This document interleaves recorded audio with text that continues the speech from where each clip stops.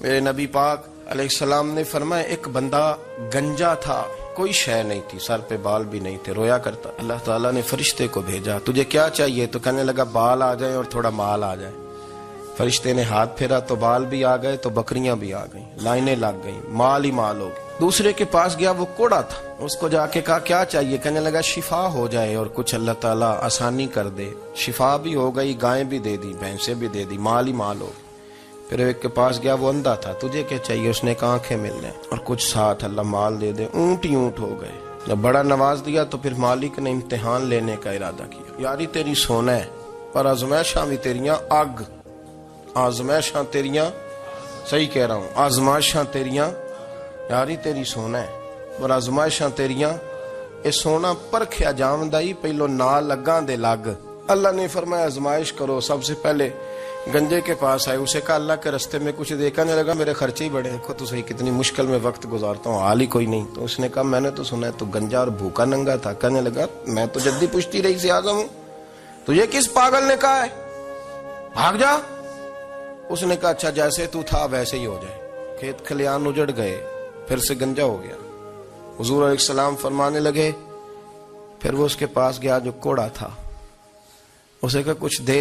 کہنے لگا خرچے ہی بڑے، اب پوچھ لیں کسی امیر آدمی سے، کہے گا چکی کے نیچے ہاتھ ہے میرا، میرے سے زیادہ تو اب پریشان بندہ ہی کوئی نہیں، کیا بتاؤں آپ کو، اتنا ٹیکس ہے، اتنا جرمانہ ہے، فلانی شے، بڑا کچھ گنواتے ہیں لوگ۔ اس نے کہا میں نے تو سنا تو پہلے کوڑا تھا۔ اس نے کہا جا دوڑ جا، میں تو رئیس اعظم ہوں، دادا بھی پردادا بھی اور ساری نسل ہی۔ اس نے کہا اچھا جیسے تو تھا ویسے ہی ہو جائے۔ پھر وہ گیا اندھے کے پاس اور جا کے کہا اللہ کے نام پہ کچھ دے۔ تو کہنے لگا رب کے نام پہ؟ یہ کھڑے ہیں اونٹ، جتنے تیرے دل کرے لے جا۔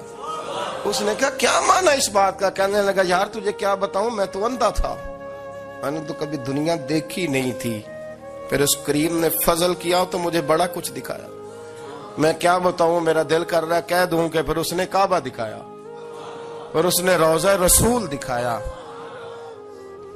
پھر اس نے ریاض الجنہ کے سجدے دکھائے، پھر اس نے اپنے محبوب کے دروازے کی رونقیں دکھائیں۔ اس نے بڑا کچھ دیا، اس نے بڑا نوازا۔ میرے پاس تو شاید میں بدکار پرانا خادم، کسے در ملی نہ ٹوئی، اے واصف یار نے نظر جو کی تھی پھر واصف ہی ہوئی۔ یہ تو اس کا کرم ہوا۔ تو یہ وہ کہنے لگا تو اللہ کے نام پہ جان مانگ، میں وہ بھی دینے کو تیار، میرے پاس تو شے ہی کوئی نہیں تھی، مجھے تو اپنا پتہ ہے، میں تو کوئی شے نہیں تھا، کچھ نہیں تھا میرے پاس۔ یہ تو ان کا کرم ہے کہ رخ ان کا ادھر ہے، اور مختصر سی میری کہانی ہے، یہ جو بھی ہے ان کی مہربانی ہے۔ تو وہ کہنے لگا میں بھی کچھ لینے نہیں آیا تھا، تیری آزمائش ہی کرنے آیا تھا، تیری عزتیں بھی سلامت رہیں گی، تیرا مال بھی سلامت رہے گا، تیری شفا بھی۔ اپنی زندگی میں کبھی بھی اللہ کی بارگاہ سے توجہ ادھر ادھر نہ کریں، چھوڑیں لوگ کیا کر رہے ہیں، دنیا کیا کہہ رہی، کبھی بھی اپنی توجہ دائیں۔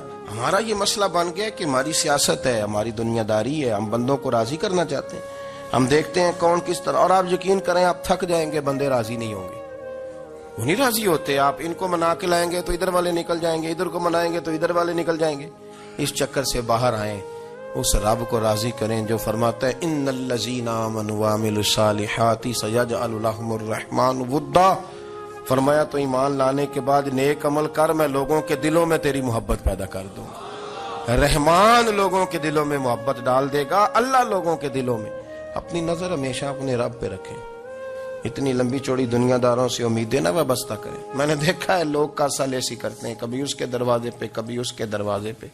ان چکروں سے باہر آئیں اور اپنے رب کی بارگاہ کی طرف توجہ کریں، استغفار شوق سے پڑھا کریں، اور اکیلے میں اکیلے میں۔ رئیس المتکلمین مولانا نقی علی خان صاحب رحمۃ اللہ نے لکھا ہے کہ فرعون 500 سال حکومت کر گیا، فرماتے اصل وجہ یہ تھی کہ دنیا جب سو جاتی تھی نا تو اوپر چادر لے کے تو مسلح پہ بیٹھ جاتا تھا اور ہاتھ باندھ کے کہتا تھا رب تو ہی ہے، میرا پردہ نہ کھولنا، مالک تو ہی ہے، کرم نوازی کرنا، میری پکڑ نہ کرنا۔ وہ بے ایمان ہو کے اگر 500 سال ہاتھ باندھے تو گزارا کر لیتا ہے، تو ایماندار ہے۔ پر مسئلہ یہ ہے کہ تو رات کو بکل مار کے ہاتھ نہیں نہ باندھتا، تو منت نہیں کرتا، تو استغفار نہیں کرتا۔ توبہ کریں تو بچے رہیں، وہ اتنی لمبی حکومت کر گیا چونکہ رات کو کہتا تھا مالک رب تو ہی ہے، لیکن مہربانی فرما میری پکڑ نہ فرما، تو اللہ نے تو اس کو مہلت دے دی۔ کافروں کو آج بھی مہلت دی ہوئی نہیں رب نے۔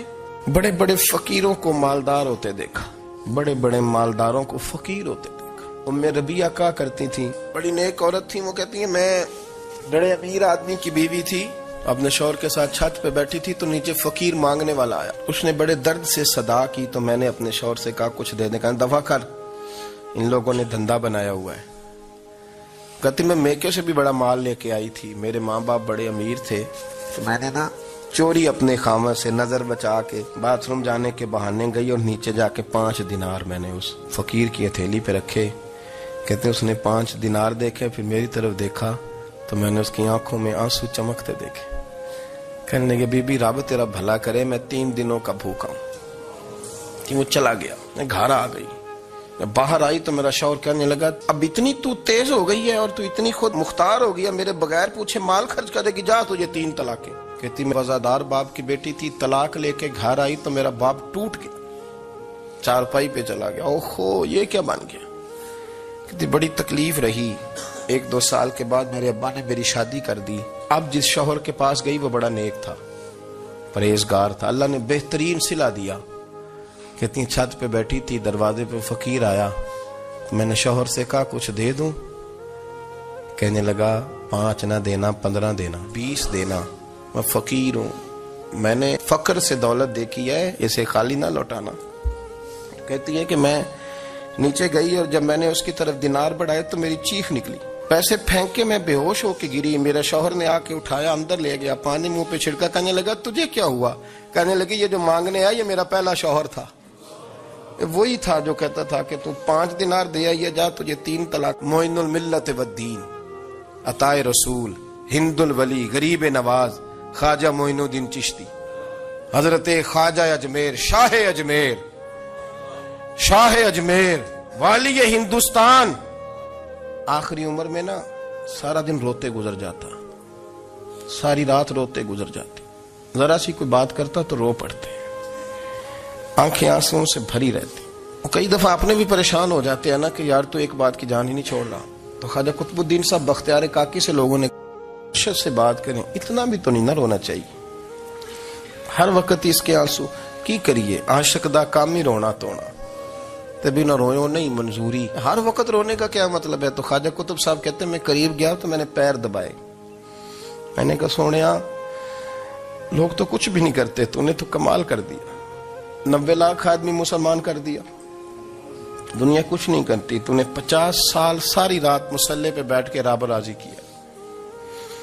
تو شہزادہ تھا، حضور کی اولاد تھا، لیکن معین الدین تیرا ایک پلاٹ بھی نہیں، تو نے طالب علم پالے، انہیں غریبوں کو دیا، انہیں نوازا، کوئی شے نہیں تیرے پاس، ہر چیز تو نے، ساری رات روتے ہو، سارا دن روتے ہو۔ خواجہ قطب الدین صاحب کہتے ہیں میں نے جب عرض کیا تو خواجہ صاحب مجھے گلے لگا لیا، چیخ مار کے روئے، کہنے لگے قطب الدین پتر داڑھی سفید ہو گئی، جانے کا وقت آ گیا، جو تو نے نیکیاں گنوائی ہیں وہ ہیں صحیح میرے پاس، پر یار کی بارگاہ میں پیش کرنے کے قابل ایک بھی نہیں، ایک بھی نہیں۔ تو بارگاہ تو دیکھ کتنی بڑی ہے، رسول کریم کی بارگاہ میں پیش کرنے کے قابل ان میں سے ایک بھی نہیں، تو آستانہ دیکھ کتنا بڑا ہے، کیا پیش کروں گا، کیا عرض کروں گا حضور کی بارگاہ میں، کس طرح؟ وہ یار جو بڑے تھے وہ تو ڈرے ہوئے تھے، سہمے ہوئے تھے، وہ تو بڑی بڑی آزمائش میں تھے، لیکن میرا اور آپ کا رٹا 2 نمازیں پڑھ کے 6 نمازوں کا دعویٰ کرنا اور لمبی چوڑی کہانیاں بنانا اور اپنے منہ سے اپنی تعریفیں کرنا، اس سے تھوڑا باہر آئیں۔ رزق بھی میرا اللہ ہی دیتا ہے، علم بھی اللہ دیتا ہے، رزق بھی۔ حضرت سیدنا امام اعظم ابو حنیفہ رحمۃ اللہ تعالی علیہ کے ساتھ ایک شخص کہتا میں نے نماز پڑھی تو عشاء کی نماز تھی، یہ جو لوگ بڑے ہوتے ہیں نا، جن کے پیار کرنے والے بڑے ہوتے ہیں، ان کے گرد خوف بھی بڑا ہی ہوتا ہے، انہیں بڑا ڈر لگتا ہے، بڑی بعض اوقات آزمائش ہوتی ہے۔ عشاء کی نماز کہتے پڑھی تو امام صاحب نے نا عشاء کی نماز میں تلاوت کی آیتیں فَمَن يَعْمَلْ مِثْقَالَ ذَرَّةٍ خَيْرًا يَرَهُ وَمَن يَعْمَلْ مِثْقَالَ ذَرَّةٍ شَرًّا يَرَهُ، فرمایا جو ذرہ برابر خیر کرے گا وہ بھی قیامت میں دیکھے گا، اور جو ذرہ برابر شر کرے گا وہ بھی قیامت میں اس شر کو دیکھے گا اس کے سامنے آئے گا. تو وہ شخص کہتا ہے کہ سارے لوگ نماز پڑھ کے چلے گئے تو امام صاحب رحمت اللہ علیہ نا اپنی داڑھی پکڑی رو رہے ہیں. کہتے ہیں وہ ذرہ برابر نیکی کا بدلہ دینے والے، وہ ذرہ برابر شر پہ سزا دینے والے میری سفید داڑھی کو دیکھ. مالک میرے ذرے ذرے سامنے نہ لانا، لوگ تو میری بڑی قدر کرتے ہیں دنیا، میں تو بڑا پہچانا جاتا ہوں، لوگ تو میری راہوں میں پھول لیے کھڑے ہوتے ہیں، مجھے بڑا نوازتے ہیں. قیامت میں رسوا نہ کر دینا، میرے لیے مشکل ہو جائے گی. وہ کہتے ہیں میں نے امام صاحب کا درد دیکھا، مجھے کوئی کام تھا تو میں چلا گیا. میں نے کہا کہ وہ اس وقت اللہ کے حضور حاضر ہیں تو میں دوبارہ آؤں گا. کہتے میں تہجد کا وقت آیا تو امام صاحب وہیں بیٹھے تھے اور ان کی داڑھی آنسوؤں سے بھری ہوئی تھی اور زور سے داڑھی پکڑی ہوئی. کہنے لگے مالک رسوا نہ کر دیں، قیامت میں رسوا نہ کر دیں. یار جو ہدایت یافتہ لوگ تھے وہ تو ڈرے ہوئے تھے، وہ تو سہمے ہوئے تھے. وہ تو کہتے تھے یہ اس کا فضل نہیں، اس نے بلا لیا، یہ اس کا کرم نہیں. حضرت بایزید بستامی کسی کافر کو دیکھتا تو رو پڑتے، کہتے مالک تو کتنا کریم ہے، یہ بے ایمان رہ گیا، تو نے اپنے فضل سے مجھے اپنے نبی کا غلام بنا لیا. وہ رو پڑتے. یہاں تو لوگوں کا دعویٰ ہی بڑا ہے. نمازی اللہ خیر فرمائے وہ تو دوسروں کو گھورتا ہے، وہ کہتا ہے جنت کا میں مالک ہوں، کنجیاں میرے پاس ہیں، میں کسی اور کو گھسنے نہیں دوں گا. اور اگر 2-3 حج کر لے تو پھر تو وہ کہتا ہے کہ اب میرے سے پوچھ کے لوگ جنت میں جائیں گے معاذ اللہ. اور اگر وہ 2 4 5 7 دفعہ کوئی نفل پڑھ لے تو پھر وہ کہتا ہے چھوڑیں جی سارے لوگ بے عمل ہیں، میں اکیلا نیک ہوں. نہ ایسا کریں، اپنی توجہ اپنے رب پہ رکھیں. جب یہ نظریہ بن گیا، جب یہ ذہن بن گیا کہ پیدا اللہ نے کیا ہے، دینا اللہ نے ہے، عطا کرنے والا اللہ ہے، نوازنے والا اللہ، تو پھر ساری توجہ دنیا داروں کی طرف رکھنا. میں اللہ والوں کی طرف توجہ رکھنے کا قائل ہوں، لیکن وہ بھی کوئی آستانہ ہے کہ جہاں حق مرشد کا نعرہ تو بڑا لگے پر رب کا نام ہی نہ سننے کو ملے. یہ بھی کوئی بات ہوئی کہ جہاں یہ تو نعرہ زور سے لگے کہ جیوے جیوے مرشد جیوے، لیکن استغفار کا درس ہی نہ ملے. جہاں ہر وقت یہ بتایا جائے کہ یہاں آ گئے تو بچ گئے. کیسے بچیں گے؟ میرے رسول پاک علیہ السلام کا دروازہ سب سے بڑا دروازہ ہے، لیکن میرے دوستو یاد رکھنا نبی پاک علیہ السلام نے بھی لوگوں کو جب رستہ دکھایا ہے تو رب کریم کا رستہ دکھایا ہے.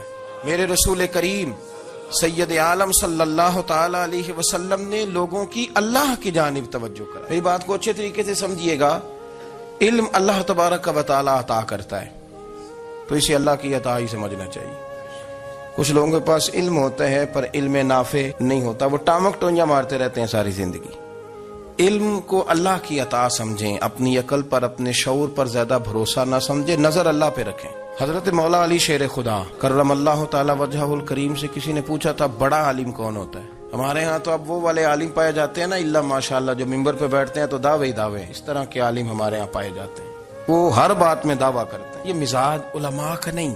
حضرت علی المرتضیٰ سے کسی نے پوچھا بڑا عالم کون ہوتا ہے؟ فرمایا بڑا عالم وہ ہوتا ہے کہ جسے مسئلے کا پتہ نہ ہو تو وہ کہہ دے مجھے نہیں پتا، میں پتہ کر کے بتاؤں گا، غلط بات بیان نہ کرے. امام مالک سے کسی نے کوئی مسئلہ پوچھا تو آپ فرمانے لگے مجھے اس سوال کا جواب نہیں آتا. وہ کہنے لگا آپ اتنے بڑے امام ہیں تو اس سوال کا جواب نہیں آتا. آپ فرمانے لگے اگر مجھے ہر سوال کا جواب آتا پھر تو میں خدا ہوتا. مجھے تو اتنا آتا ہے جتنا میرے رب نے مجھے عطا کر دیا ہے. اپنی نظر اللہ پہ رکھیں. نکل آئیں اس معمے سے باہر کہ میں کوئی بلا ہوں، مجھے بڑا پتہ ہے، میرے پاس 6 ڈگریاں ہیں، مجھے 10 جگہ پہ تدریس کا شغف حاصل، اس سے نکلیں باہر. قرآن مجید دیکھیے گا اللہ تعالیٰ نے ارادہ قدرت فرمایا کہ میں حضرت آدم کو بناؤں گا. پھر بنانے کے بعد فرمایا فرشتوں سجدہ کرو آدم کو. سب نے سجدہ کیا الا ابلیس ابا واستکبر وکان من الکافرین، سوائے ابلیس کے، اس نے انکار بھی کیا اور تکبر بھی کیا اور کافروں میں سے ہو گیا. تو یہ جب اللہ تعالیٰ نے سجدہ کرایا تو کیسے کرایا؟ اللہ تبارک و تعالیٰ نے نا حضرت آدم کو علم سکھایا خود. وعلم آدم الاسماء کلہا، خود اللہ فرماتا کہ میں نے جناب آدم علیہ السلام کو تمام اشیاء کے نام سکھائے. تو وہ چیزیں پھر میں نے نا اللہ فرماتے میں نے فرشتوں پہ پیش کی، میں نے کہا کہ بتاؤ ان کے نام کیا ہے. تو فرشتوں نے جو جواب دیا وہ سمجھنے والا ہے.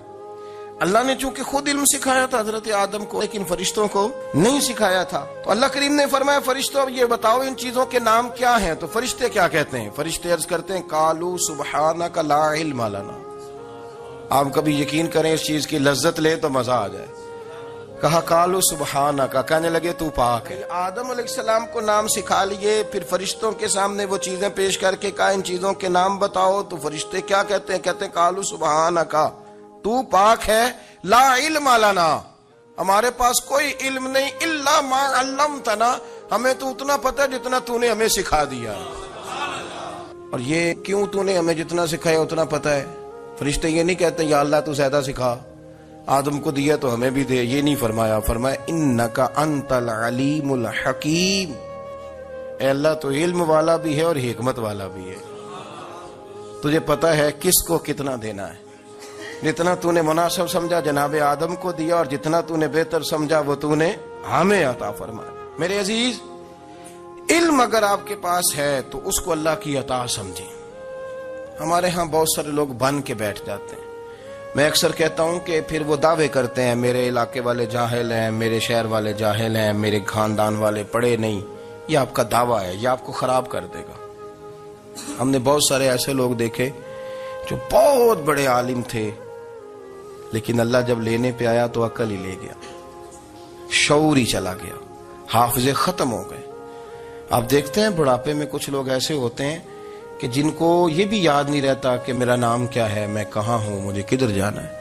اس وقت سے اللہ کی پناہ مانگیں اور اپنی نظر اپنے رب کریم کی جانب رکھیں۔ علم کے بعد ایک چیز آتی ہے جس کا نام ہے ہدایت، جس کا نام ہے تقوی، جس کا نام ہے پرہیزگاری، جس کا نام ہے عمل، عبادت، ریاضت۔ یہ بھی اسی وقت ہی نصیب ہوتی ہے جب میرا رب کریم نصیب فرما دیتا ہے۔ ہم نے نا نیکی کا اپنا اپنا سٹیٹس بنا لیا ہے، اپنا اپنا معیار بنا لیا ہے۔ کچھ لوگ کہتے ہیں کہ جناب مسجد میں سیمٹ کا توڑا دینے سے بہتر ہے کسی غریب کو آٹے کا تھیلا دے دو۔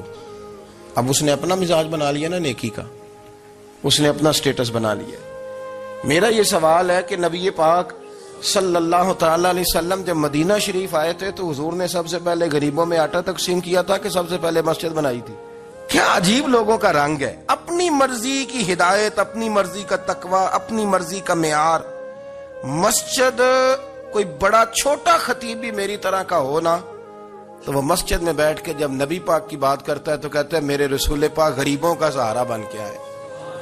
وہ غریبوں کی بات کرتا ہے، مسکینوں کی، لاچاروں کی، کمزوروں کی بات۔ تو مسجد ہی تو وہ ادارہ ہے جہاں سے غریبوں کی بات ہو رہی۔ تو اب لوگوں نے غریب کو اور مسجد کو لڑانا شروع کر دیا، اس کو لڑاؤ کہ مسجد میں پیسے دینے سے بہتر ہے آپ غریب کو آٹے کا تھیلا دے دیں۔ آپ یہ کیوں نہیں کہتے کہ مسجد میں بھی آپ توڑا دیں ایک سیمٹ کا اور ساتھ غریب کو بھی خدمت کریں؟ یہ کیوں نہیں تقویٰ؟ اپنی اپنی مرضی کا مزاج، اپنی اپنی۔ کچھ لوگ کہتے ہیں چھوڑو جی، ساری زندگی انسان نماز پڑھتا رہے اور پھر گالیاں بھی دیتا رہے، بندہ داڑھی بھی رکھ لے اور جھوٹ بولنا بھی نہ چھوڑے۔ تو یہ آپ نے اپنے پاس سے تقوی کا معیار بنایا۔ گالی دینے کا گناہ ہے اور داڑھی رکھنے کا ثواب ہے۔ تو اگر آپ داڑھی رکھے ہوئے ہیں اور آپ کوئی غلطی کر رہے ہیں تو اس سے آپ کی داڑھی کا ثواب ختم ہے۔ آپ کوئی غلطی کر رہے ہیں، داڑھی کا ثواب اس سے ختم ہے، وہ اپنی جگہ پہ قائم ہے چیز۔ اپنی مرضی کا کیوں تقوی کا معیار بناتے ہیں؟ تقوی کا مزاج اپنی مرضی کا نہ بناؤ۔